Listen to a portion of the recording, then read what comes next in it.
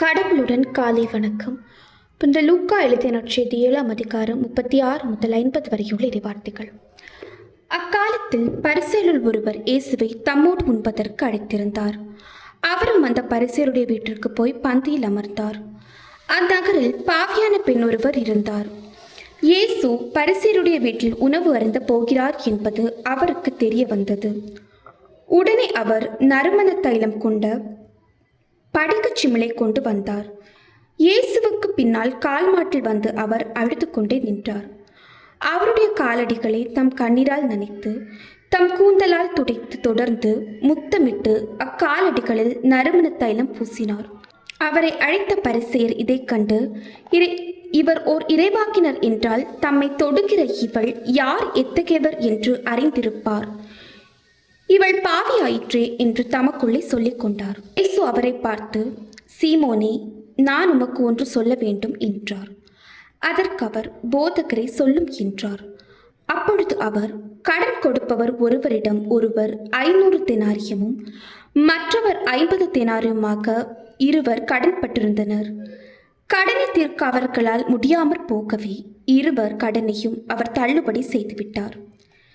இவர்களுள் யார் அவரிடம் மிகுந்த அன்பு செலுத்துவார் என்று கேட்டார். சீமோன் மறுமொழியாக, அதிக கடனை யாருக்கு தள்ளுபடி செய்தாரோ அவரே என நினைக்கிறேன் என்றார். இயேசு அவரிடம், நீர் சொன்னது சரியே என்றார். பின்பு அப்பெண்ணின் பக்கம் அவர் திரும்பி சீமோனிடம், இவரை பார்த்தீரா? நான் உம்முடைய வீட்டிற்குள் வந்தபோது நீர் என் காலடிகளை கழுவ தண்ணீர் தரவில்லை. இவரோ தம் கண்ணீரால் என் காலடிகளை நனைத்து அவற்றை தமது கூந்தலால் துடைத்தார்.